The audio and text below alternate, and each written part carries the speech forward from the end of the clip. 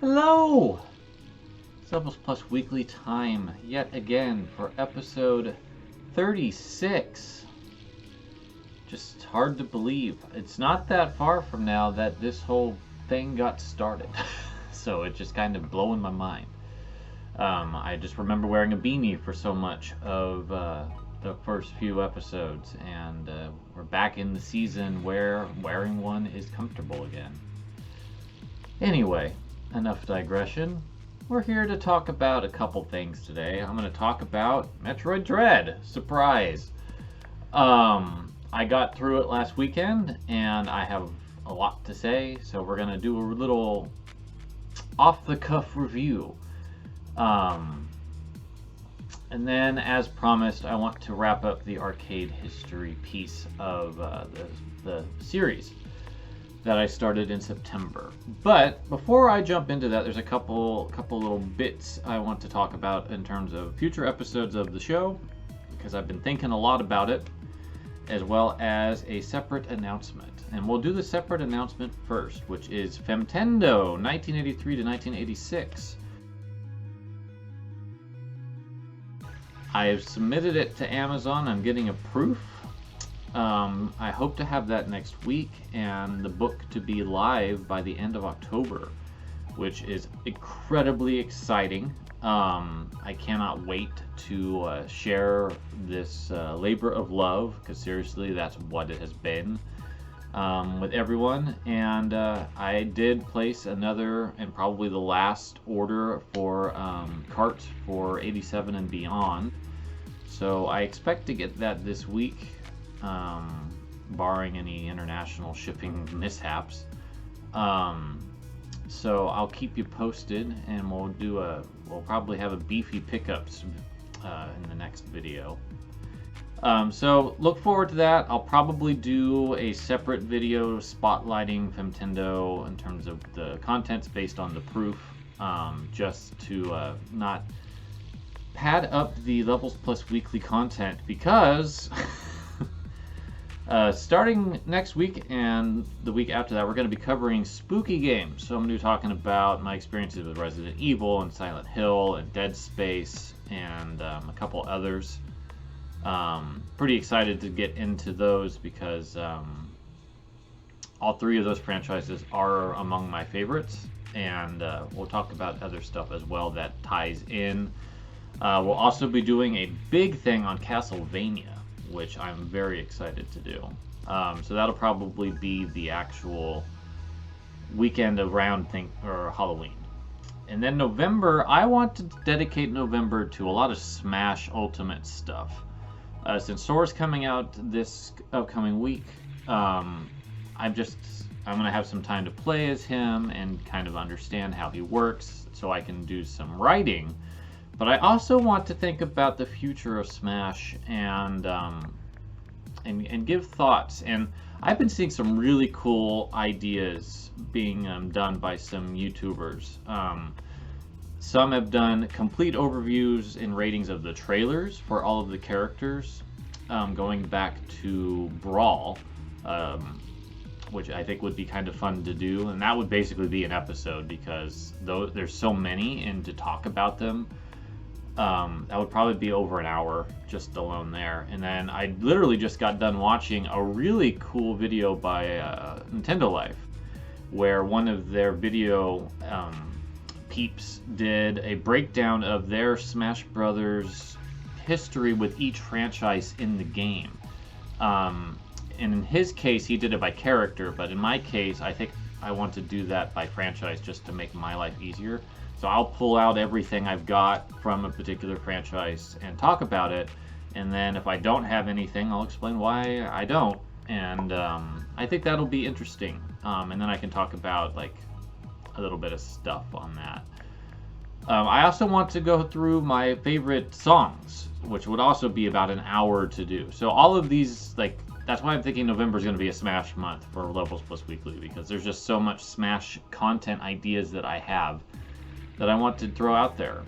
The last thing I want to do is examine how I think the roster can pare down for the future.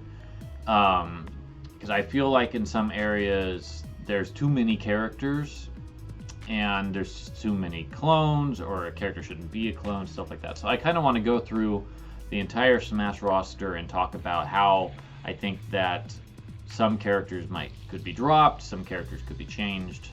I'm not going to probably get into new character additions in that video, because just going through that piece alone is going to probably take a while. I got 89 characters to talk about.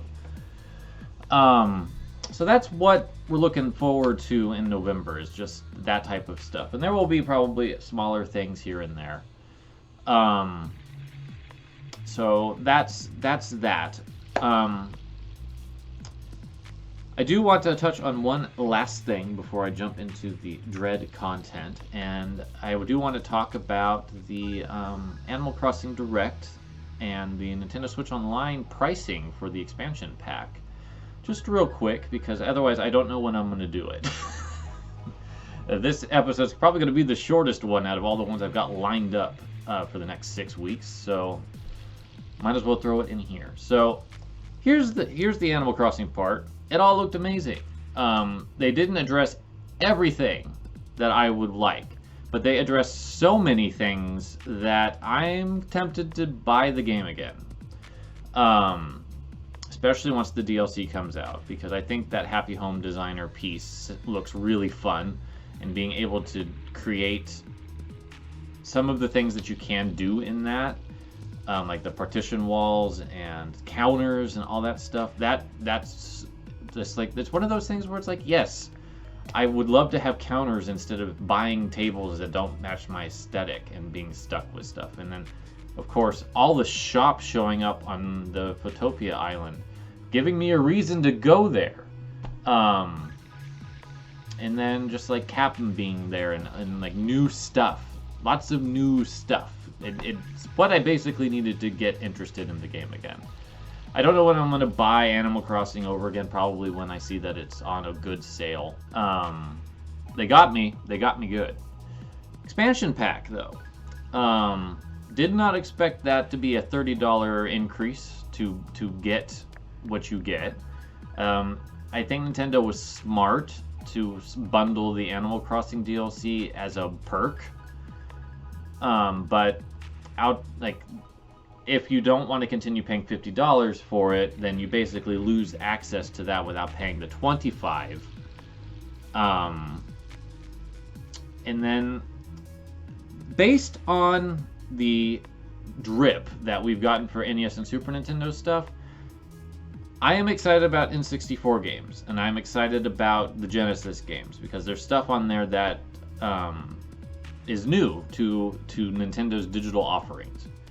But on the other hand, it's so slow to get content, and based on, I know that I think what's probably been happening is that Nintendo's been working with companies on N64 and Genesis stuff, probably Game Boy, let's be real, that they've kind of dropped the NES Super Nintendo stuff, and they're just kind of like putting in dregs of stuff that they had just kind of sitting around from these like C tier publishers, or publishers that just have bought a lot of IP.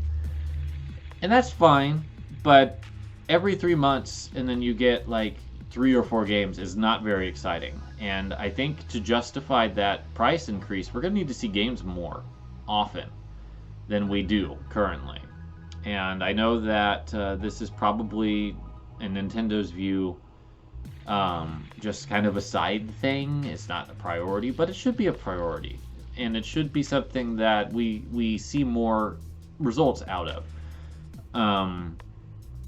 Seeing Castlevania and Contra on the Genesis, for instance, if Konami's cool with that, then why haven't we gotten like Contra on NES and Super C on NES and Contra 3 on Super Nintendo?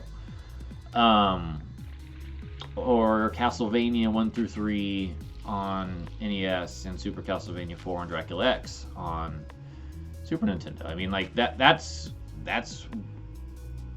kind of what this opens up, is like, where's the stuff that we expect? And I think if what I've been hearing rumor-wise is true, Nintendo paid Sega a lot of money to get the Genesis stuff on here. Which is interesting because you could buy the Sega Genesis collection. Granted, it's not the greatest way to play those games, but it's there.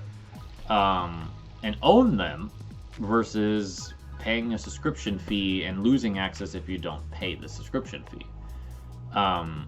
There's also the Genesis Mini out there as an option, and there's a couple of these things are on Sega Ages, and if you have a 3DS, you can go back to the 3DS Classics line, or the 3D Classics line for some of these. It's just, there's a lot of interesting things that this opens up. And I just don't think I'm going to have a lot of time to get into it without making episodes excessively long. And honestly, with all the Smash stuff I want to do, those episodes are going to be excessively long anyway. So, for now, I'm probably going to wait to upgrade until January. So you won't see much on the, you won't see an N64 or a Genesis compilation thing right away. Because I haven't played some of the games like Winback or Dr. Mario 64. I haven't played for the N64, for instance. And then on the Genesis, I haven't played like Musha, or I haven't really got into a couple of the games featured there. So I don't feel like I want to write something and just have it not NA all over the place. I'm still bothered by the Super Famicom NA, which is the dodgeball game for Japan that I can't figure out how to actually get into the gameplay on. And I suppose I'll just have to FAQ that at some point, probably on the next Super Nintendo update. But those will probably wait till January, because I don't have the money right now to sling another $30 at Nintendo. And it's going to be more than that because it's prorated. And I re-upped my subscription in January. So I will do it then. And then we'll cover all that stuff properly once I have a chance to play it all. And maybe by then there'll be a bit more content there too. So it will kind of be a testing ground to see how well Nintendo is going to be releasing games for these new apps. And as well as the old ones. So I think that will be a better barometer. And I'm not getting Animal Crossing right away, so that's not an incentive either. Okay, so with that all done, let's get into the core of this episode, the central unit, as it were, which is the Metroid Dread discussion. Metroid Dread, its legacy is vast, honestly. Following Zero Mission, the team at Nintendo wanted to make a follow-up to Fusion that built off of the ideas of the SAX and instill a sense of dread in the player. And the Game Boy Advance was getting pretty long in the tooth by the time Zero Mission came out, so they were looking at the DS as the next platform for a 2D Metroid. Metroid Dread got leaked in some ways, because there was some official discussion about a new project. The name got out there, and then, was it Metroid Prime 3? Corruption had an Easter egg referring to Dread. But the project wouldn't actually happen until the Switch. It has always been in Sakamoto's mind, and it basically took Mercury Steam, who wanted to remake Fusion and pitch that to Nintendo, and got handed Metroid 2 to remake instead. And their experiments with Samus Returns to lead to the creation of Dread as being an actual physical product that we can experience today. And Samus Returns was good but flawed.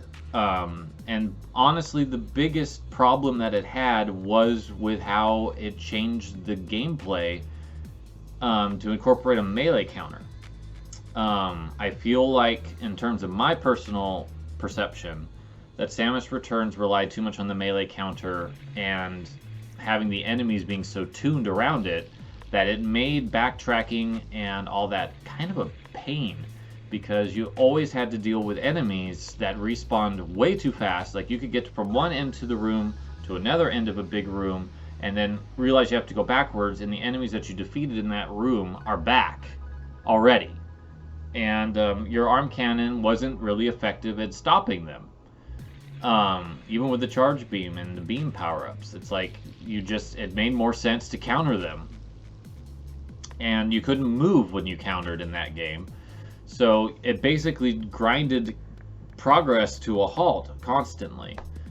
Another issue with Samus Returns was that it lost a lot of the original game's mood and atmosphere. The Game Boy game was very claustrophobic and very alien. And I feel like with Samus Returns, they lost all of that because the camera was panned so far out, and they changed all the music around, and it lost a lot of its like vibe that made Metroid 2 memorable, and threw in nods that it shouldn't, like the lava music from Super Metroid, which was also used in Metroid Prime, was then used here for lava areas. And it's like, this is a different planet, this is a different game, and it worked with Magmore Caverns because it was the first time they did that, but here it just felt like, this is not Metroid's fire music, don't use it any time that there's lava. Thankfully Dread does not do that.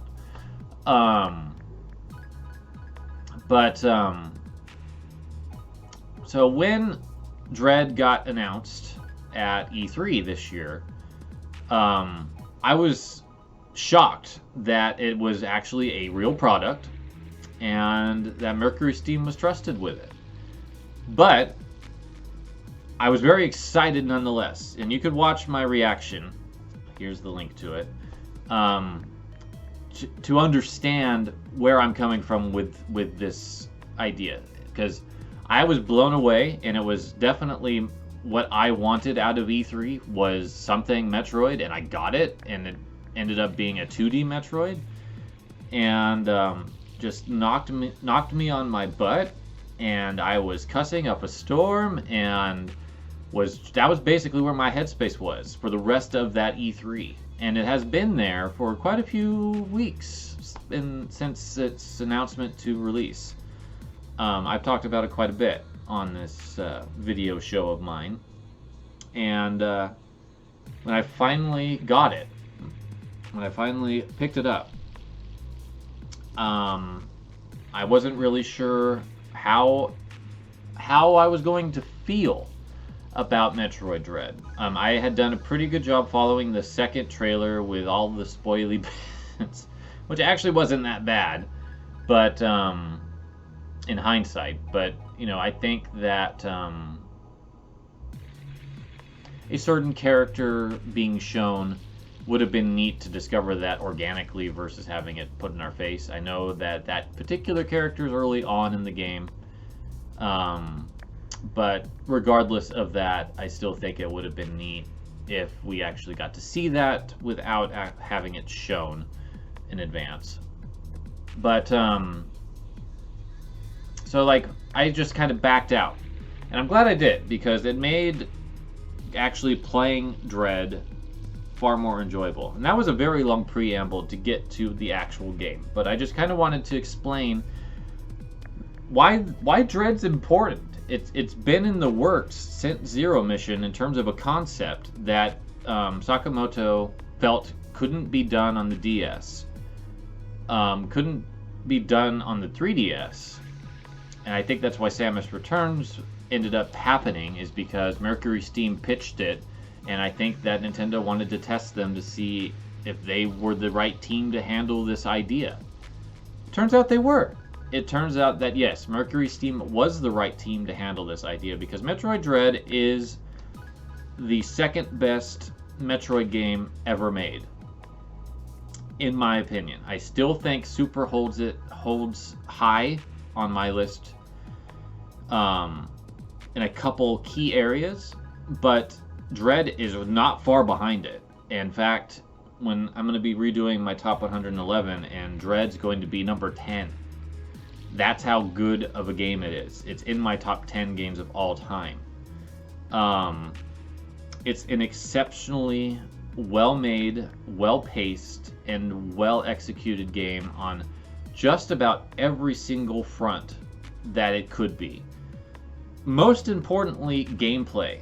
I feel that Samus controls the best she ever has in any game she's ever been in, and I'm including the Smash Brothers series in this discussion, because she is fluid, she moves perfectly with your responses. She has easy access to all of her moves without having to like toggle through things or holding. You do have to hold buttons, but like it's different than like having to hold a button for missiles, for instance, on like the Game Boy Advance. It feels more organic here with all the switch shoulder buttons doing stuff like that. She has moves that she's never had before, like the phase shift, which lets her do like dodges, which is pretty cool. It's not perfect. It's not like it's not a Dark Souls dodge. It's not like you're invincible through it. You have to like have a little bit of space for you to have that invincibility. So if you like do it next to something, you're going to probably still get hit. But it's a cool new addition. There's some new additions to the bombs, to the beams, that I think work really well. And Samus just is a dream to control in this game. Even though it's so many things are mapped out, like the grapple beam's a button, the missiles are a button, the speed boost you push in the stick, the morph balls can be tapped as a button now, and then I'm trying to remember what L1 does, and you aim with L1. So like you have all that stuff up there, plus you have, you know, your shoot, your jump, your flash shift, and then your melee counter, and then the right stick also does your invincibility. So it's like everything is used on this controller, and it can be a little unwieldy to get used to that. And once you kind of piece it all together, it works really well, and it becomes such an enjoyment factor to just engage with Samus and how she's interacting with enemies, bosses, the environment. It's so impeccable, despite having a learning curve. Once that learning curve clicks, though, it's so much fun.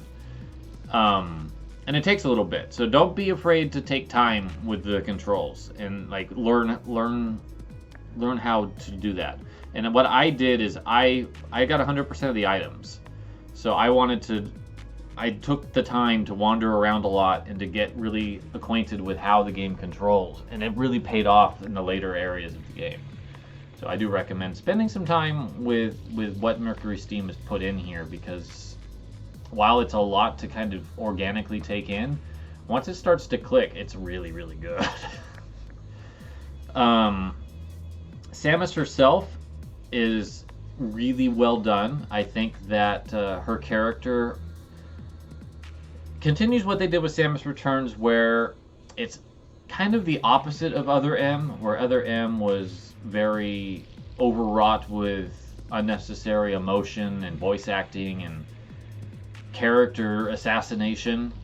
I think that with Mercury Steam's handle of the character, that Samus kind of matches what I've always envisioned her to be, which is just this stoic, silent badass who's extremely confident and doesn't feel the need to talk if she doesn't need to.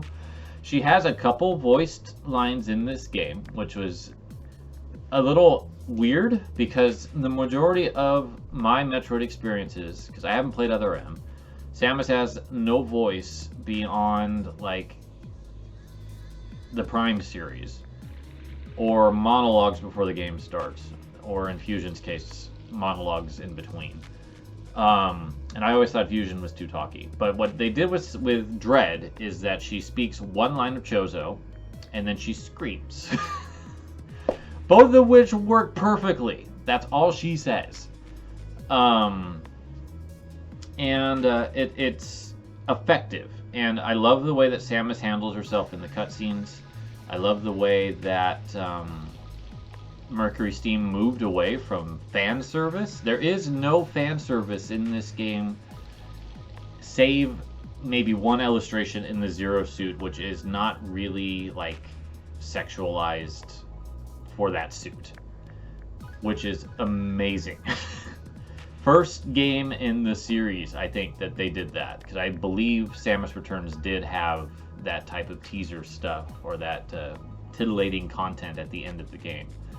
It wasn't as extreme as the original Metroid 2, but it was geared. I think the Zero suit was in there, but that's not here. It's not in Dread, and that alone shows such growth and maturity on both Nintendo and Mercury Steam's part to finally get away from doing that with Samus. And that warmed my heart so much when I got to the ending. And then I took a while. I had about 11 hours because I was really looking for items. So I was like, did they do it? Did they put in fan service that they didn't need to put in? And I watched all the endings, because by the time I beat it, it was Monday. People had it by that point for several days. So of course everything's out there if you really want to know. And I watched the hard mode, I watched the time, and it's still the same ending. It's still like Samus just gets a close up and just looks confident in her visor, and it's great. I love it. That's how it should be. We haven't had that since Prime 1. Where the reward was her helmet coming off, and that's it. Which I think is fair and fitting and works with her character based on how she is in the games. So it's just good job. Good job, Nintendo. Good job, Mercury Steam. That's all I'm going to say about ending content, by the way. I'm not going to talk about that. Although I will say that the last showdown is epic, and while it's really hard, it was so rewarding to do once I actually was figuring it out. And that's the deal with almost all the boss fights in this game. They're hard, but they're manageable because you learn the patterns, and you learn something more each time. So, and the checkpoint system is brilliant because it just puts you right back outside, and you just go back in, and while in some cases I wish the checkpoint was just a tad closer, on the whole, it's perfect. It's ideal because you can just jump right back in. You don't have to go from the save point back to that spot. You can just get right back into it with your memory fresh on what you were doing. You don't typically run into enemies right before running into a boss fight, so you don't lose health. It's just really smartly designed that way. But this game is hard, and the Emmys are going to be the controversial piece. I've read some people don't like them at all. They feel like it breaks the pacing of the game. But for me, I loved them. I thought it was a great way to break up just the core gameplay of wandering around, and it added a lot of tension, which was the point. I think that the Emmys really make you think and react quickly, and it's a different type of experience than the rest of the game, which is, I think, more methodical and thoughtful. This is just reaction. This is reflex. This is testing how well you've learned what you know as the controller of Samus's movements. And it's fun. I really enjoyed them, even though I do think that maybe a slightly greater counter opportunity would have been nice. The checkpoint system, again, comes in and saves the day because you don't have to wander very far to get back into it. You're just right outside the last Emmy door that you walked into, and you can just jump right back into that part. That's what I love most about Dread, honestly, is the checkpoints, because this is a hard game, and I don't care for hard games that much. I bounce off of most of them. But for Dread, the way that they did the checkpoints was just, it made the difference. I hate having to backtrack and redo stuff that I've already done. And the nice thing about the checkpoints here is that it just basically puts you right back before that scenario, and then you learn, and then you get to try it again. Some people won't like that. Some people are going to be frustrated about that. But I personally relished the Emmy sections. I thought they were a great addition to the already superb exploration part that Mercury Steam just nailed. The biggest complaint, honestly, that I have about this game is that a lot of the traversal relies on doors, and practically every pickup you get has the ability to open a door. So a lot of the progress is gated by doors, which is okay. I personally don't have a problem with it. That's the biggest complaint I have about Dread, is that it's not the most organic feeling thing to have, oh, I can't go into this door because I don't have this power up. And I can't go into that door because I don't have that power up. But I can go into this door because I just got this power up. That's basically how a lot of it works. But for me, I didn't think of it that way until I was done with it. It felt very fluid.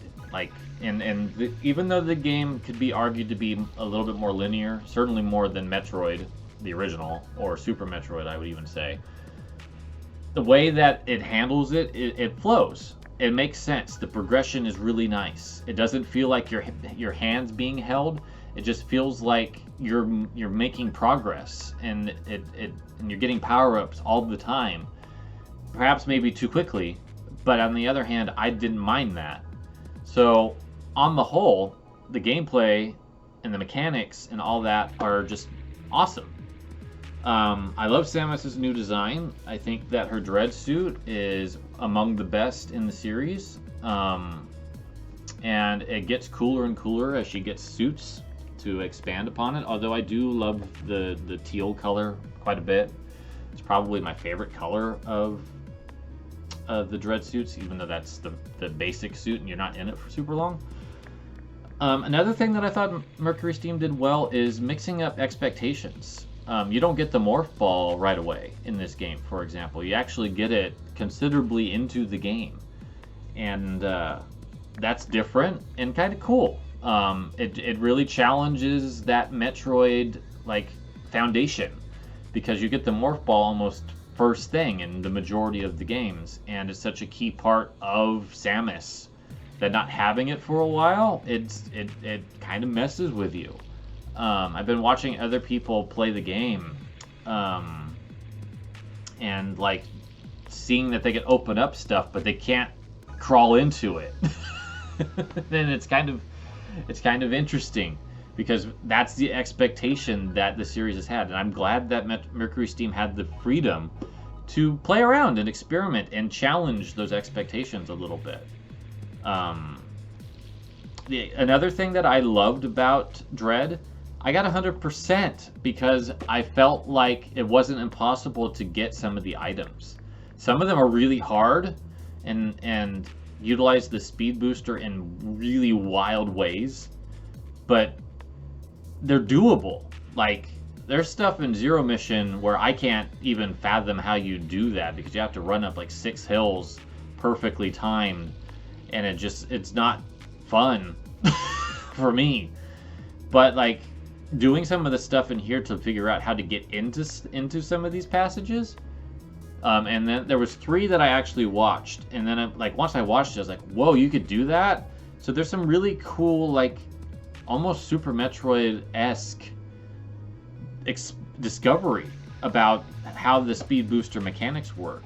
I'm not going to go into it here because I don't want to ruin that for somebody. Even the hardest ones where it's the timing is pretty tight, once you actually get it, it's such a rush. And I'm sure that people that love the ones in Zero Mission with Shine Sparking would say the same thing, but I think it's more accessible here. Honestly, that's actually another one of the issues with this game, is you can't remap buttons, and there's a couple buttons I think I would have liked to have remapped to something else. I probably would have liked to actually have the phase shift, or flash shift, whatever it's called, as a shoulder button. It would have been nice to have a toggle for the missiles instead of having to hold it all the time. I know that in my case, since that's basically what I use to fight bosses, I was holding R the whole time, and it kind of cramped my hand after a while. So it would have been nice if that could have been toggled, but instead you just get shown what the control scheme is. And I think that is just a Nintendo issue, and I wish it wasn't a Nintendo issue. I wish that Nintendo would get over their idealized control scheme that everyone must agree is the best philosophy, and just allow people to remap buttons if they want to, because that makes a difference in a lot of games, and Nintendo is really hesitant on that, and that is an issue, because I would have liked to have remapped a couple things, and I don't want to remap all of my Switch buttons for one game. You know what I mean? So visually, I think the game is good. I enjoyed the visuals. The animation of Samus in particular is excellent. Definitely one of the best looking examples of the character out there.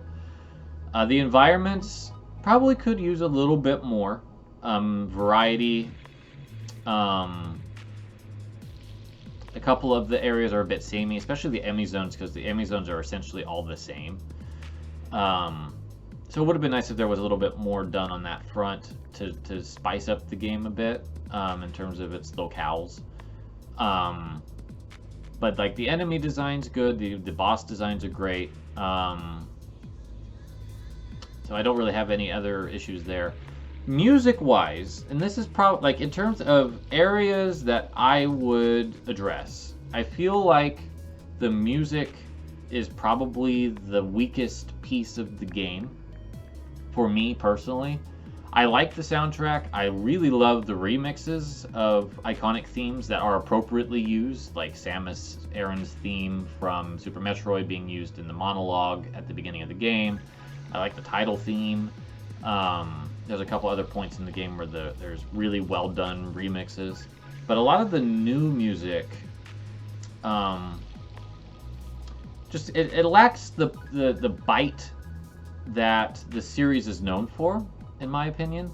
I feel like the Metroid series is one that has always had really atmospheric and powerful themes that go beyond the game. Like I could listen to Tanaka's Metroid NES songs, or some of the Super Metroid songs, or Flanger Drifts and Metroid Prime. Those are all really good examples of songs that work outside of the context of the game. And I feel like with Dread, for the most part, the environmental themes work, but they work within Dread, and I don't really have a desire to listen to them outside of that context. And that's probably the weakest area for me. And it's nothing against the music. I think the music is perfectly fine. It's just it doesn't have that outside appeal that the series has typically had for me. And that's fine. I do think that the credit theme is spectacular, though. That one I really enjoyed, and I'm looking forward to listening to it some more when I have the opportunity to. So that is a lot. That's a lot of content there on Metroid Dread. I didn't want to get into spoilers too much. I think I did a fairly good job at that. But yeah, it's my 10th favorite game I've ever played, and it's another example of Nintendo killing it on the Switch, because we have so many good games on the Switch that I personally love. In my top 10 alone, I have Breath of the Wild, I have Fire Emblem Three Houses, and now I have Metroid Dread. And not far behind it, I've got Splatoon 2, I've got Smash Bros. Ultimate, and Mario Odyssey. And just an incredible lineup, seriously, of games on the Switch. This is, bar none, Nintendo's strongest lineup of video games that they've ever had for their marquee franchises. There's some examples that it's not that great, of course, but on the whole, like in terms of the core ones that people really get into, at least me, we'll just say me, the ones that I really get into, I am so delighted about the Switch. So just another fantastic game. So kudos, Mercury Steam, you blew me away. I'm so impressed. And I'm also just thankful that this game exists. It's unfortunate that the good vibes of this game kind of have been shaken a little bit by Mercury Steam's crediting policy, which I do feel I should mention, that there's quite a few people who worked on this game that didn't quite hit that 25% quota to be name dropped in the game. It's a practice I don't like. I wrote about it a few years ago with Exceed. It's still something I don't approve of, and it's something that I think that is bad form, to not credit everyone who's worked on a game. And it's more pervasive than I realized when I wrote that Exceed article, because I've heard of quite a few other studios that do that. And I think it's an outdated practice, and I think that it harms employees who are trying to build their resumes. If someone's hired on as a contract person for 11 months and does a whole bunch of work on this game's environments, but then doesn't show up in the credits, it doesn't really help them get a job somewhere else, you know? It's not really fair. So I do want to throw that out there as well, that sucks. I think that's incredibly improper and wrong to do. And I hope that Mercury Steam reconsiders. Because it does kind of hurt. Like this game's amazing. This game is one of the best games I've ever played. It's my 10th favorite game of all time right now. It beat out some really hard hitters for me, like Mega Man 3 and Bionic Commando and Splatoon 2 and Hotel Dusk and Elevator Action Returns. Like, this is a big deal. Like, this game is phenomenal on so many levels, and I had a hard time even coming up with things to complain about. Right? It's that good. But it's not right to deny people who worked hard on this game, even if it was only for a few months, under a year, that crediting, because it matters to their career. So I'm not a fan of that practice, and I want to just throw that out there. So that was a very, very long chat, but we're not done yet because we've got the arcade stuff we're going to do next. So we'll take a little intermission, and we'll be right back.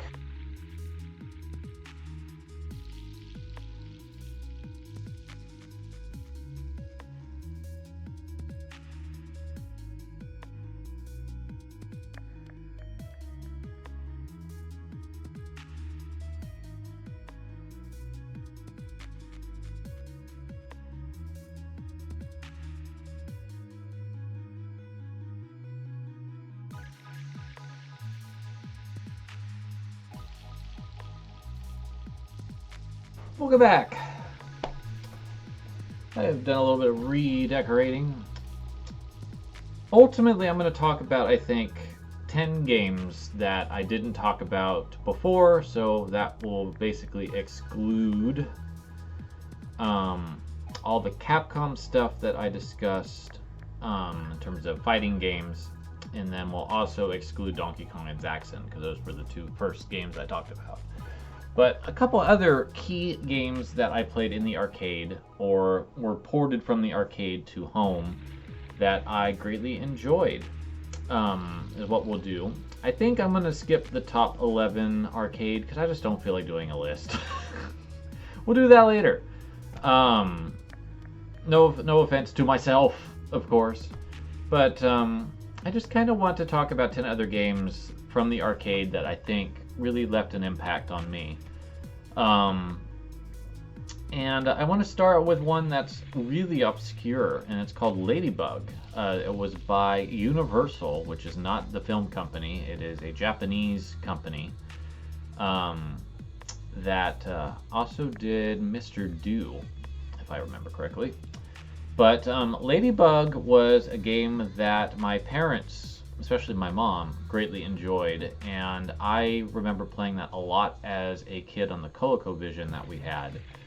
And it wasn't as good as Pac-Man by any stretch of the imagination, but it was certainly a memorable and fun experience that I really enjoyed, and I would love to see that come back in some way.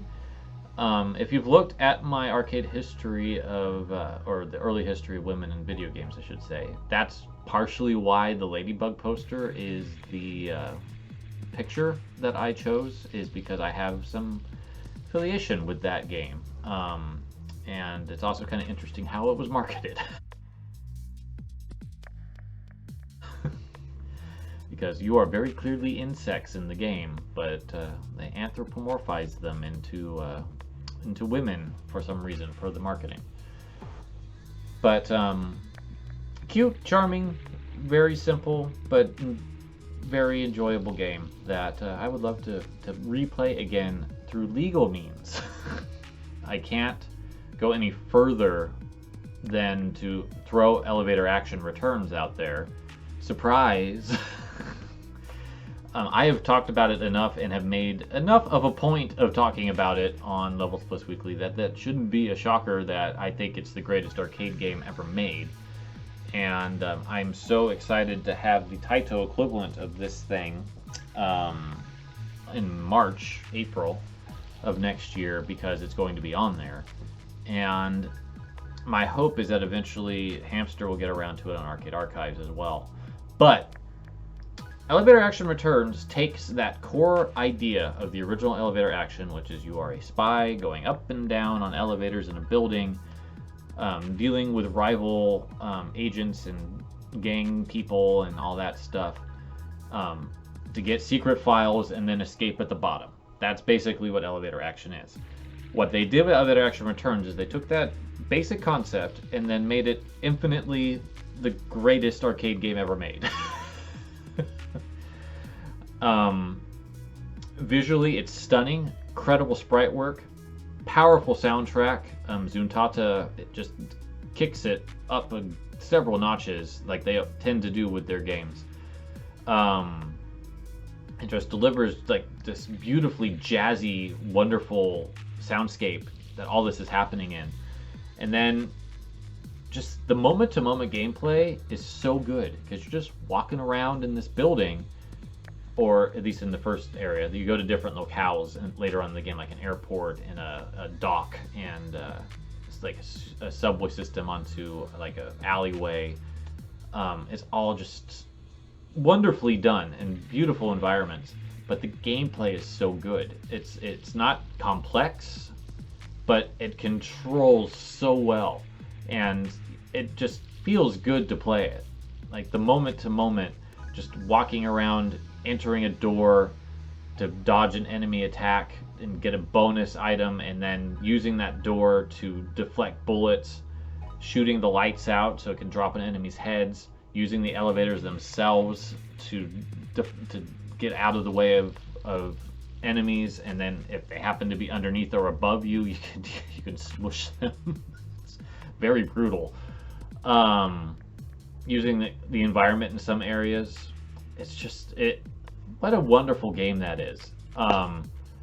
I love it. I love playing it every time I get the chance to. Currently I can't because I don't have a TV that supports my PS2, and I don't have the cables to upgrade it to make it look better. But I can't wait to. That's going to be the very first thing I play on that eGrid Mini. Is I'm going to plug it into a TV and I'm going to play Elevator Action Returns, and I'm going to love every second of it because I love playing that game. Such a good game. So I hope that there's an opportunity for you to also play that soon, because it's so good, and it was worth $200+ to import the silly thing from Japan for that game for me. So that just says how much I love that game. Next up on my list of things I'm thinking about is Miss Pac-Man. I think that I can't really go too far without mentioning it, because I think in terms of actual time in an arcade playing an arcade game, Miss Pac-Man's up there. I've spent a lot of time doing it because it's pretty much like the de facto Namco arcade cabinet you will find in a lot of places.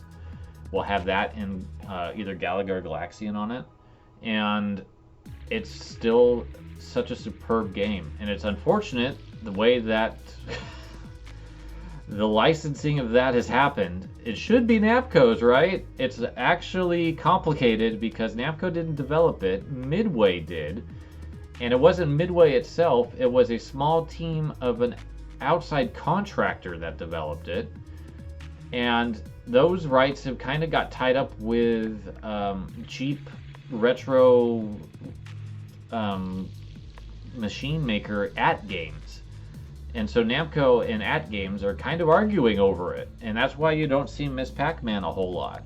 I think that's the main reason why she didn't appear as an alt in Smash for Pac-Man, is because Ms. Pac-Man is tied up in legalese right now, and it's unfortunate because it's A, great game, and B, one of the earliest examples of a female character having a very successful video game. But it's tied up in stuff, so very unfortunate.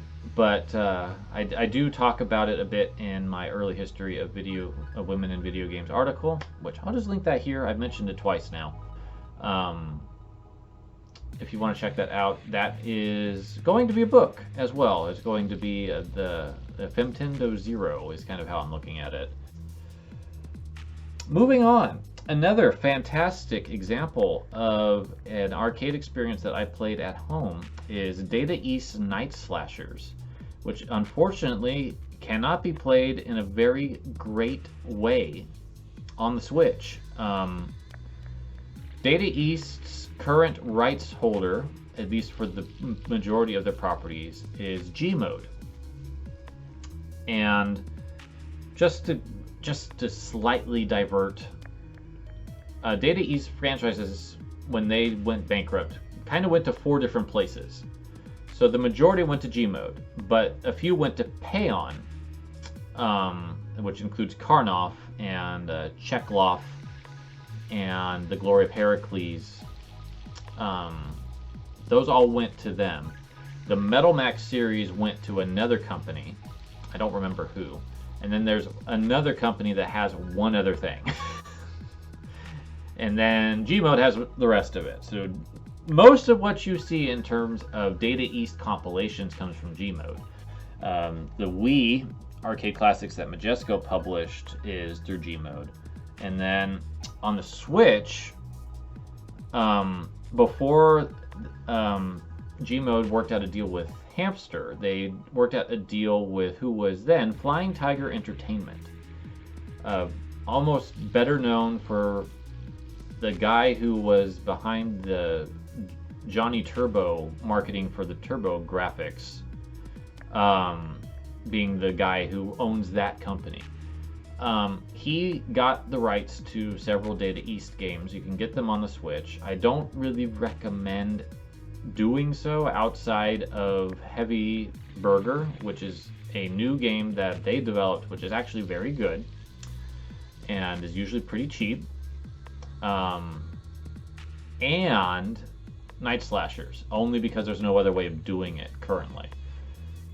The problem with Flying Tiger's work is that they apply a Smeary filter to the visuals and you can't turn it off.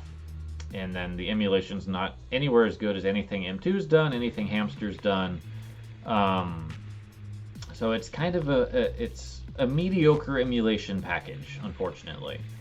But the game is really good, and it sits. You could get it for like $3 oftentimes or less, because they didn't sell very well. So the current company, Golem Entertainment, discounts them frequently. You can get it for cheap at least, and at least enjoy the game for what it is, because the game is fantastic. It's the best beat 'em up outside of Ninja Saviors that I've personally played, and it's more traditional. It's not like side-scrolling like Ninja Warriors or Ninja Saviors is, but it's more like Final Fight and stuff like that. But it has a wonderful horror aesthetic. It plays the best out of any Data East game I've ever played, and it just is fun. It's so much fun. It's an engaging combat system. Its enemies feel good to fight. It doesn't really resort to cheap tactics a whole lot, and it's just charming, but it leans into that horror piece really well. and it looks good despite the filter, and it's a lot of fun. I recommend it. Now, Forever Entertainment has announced that they're remaking Night Slashers. I cannot really acknowledge any excitement for that because their handiwork has not been spectacular so far. I played the Panzer Dragoon remake that they did for Switch, and I didn't really, maybe I just didn't care for the original game because I never played the Saturn one, but I didn't, it's like I played the first level and I was not into it. So I was just like, okay, I guess I'm done. I'm good. So I am not very hopeful for that, but fingers crossed, maybe at the very least they'll put the original on there and it'll be emulated better. That would be worth it. So that is a pretty solid game if you want to try it out. And like I said, the emulation is not good, but at the very least it's there and it's cheap. And if you're not that particular about emulation stuff, you might just have a wonderful time with it because it's a really good game that I put it in my top 111 despite the way that I played it, so that means a lot. Number 5 that I want to talk about is Virtua Fighter, which is actually on this Astro City here. I played a lot of Virtua Fighter back in my teens. It was a very common game around that time, and the most I think I ever spent playing it was when I was in Lake Tahoe, when my parents wanted to go to the casinos.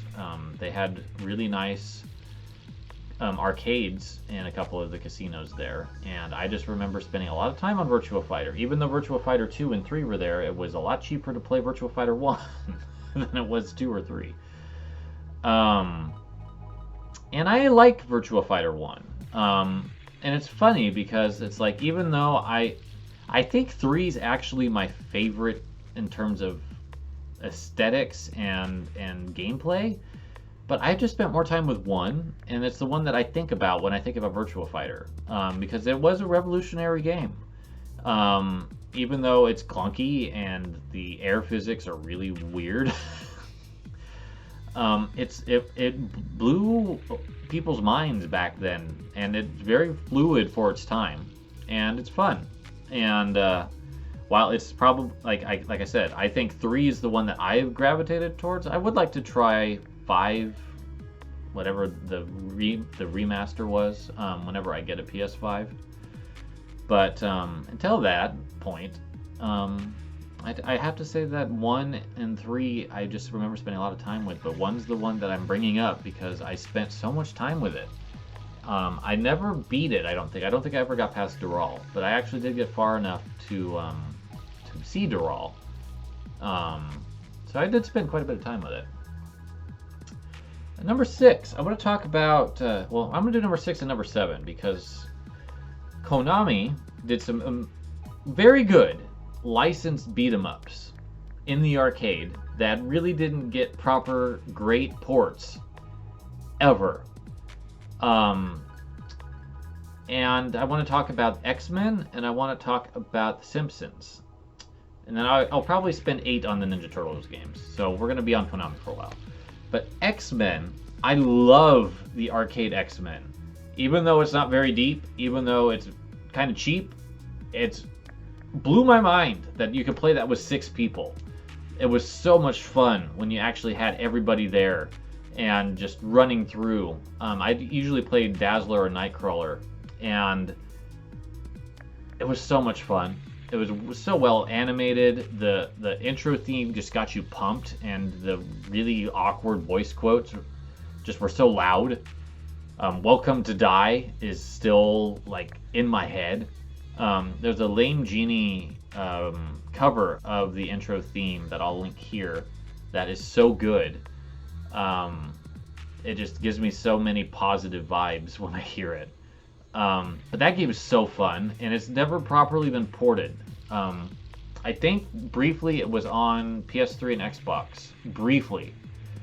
And that might have been okay, but at that point I didn't have the system, and I think by the time I got the PS3 it got pulled down already. So my loss. But great great experience, especially like that's like one of the most pure arcade experiences I could think of is X-Men.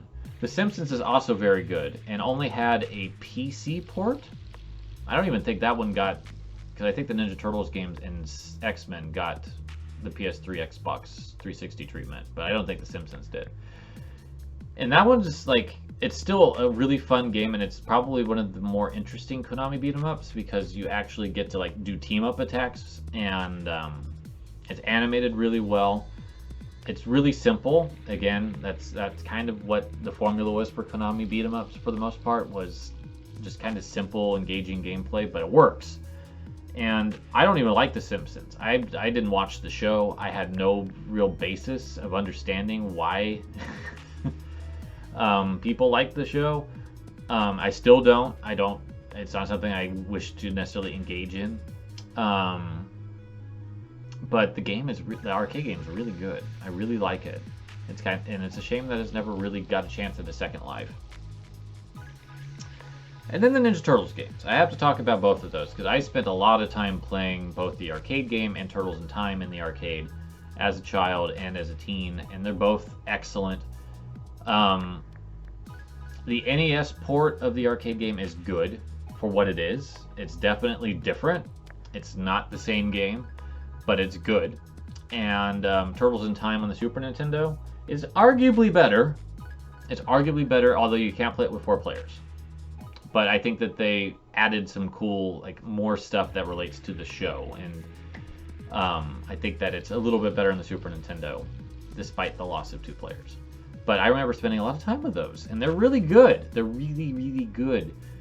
They match the aesthetic, and I was a huge Ninja Turtles kid, so like it was so much fun being able to play like an animation quality video game, in my opinion, that just really was bringing all of those like action figure moments of playing, like making my own scenarios to life.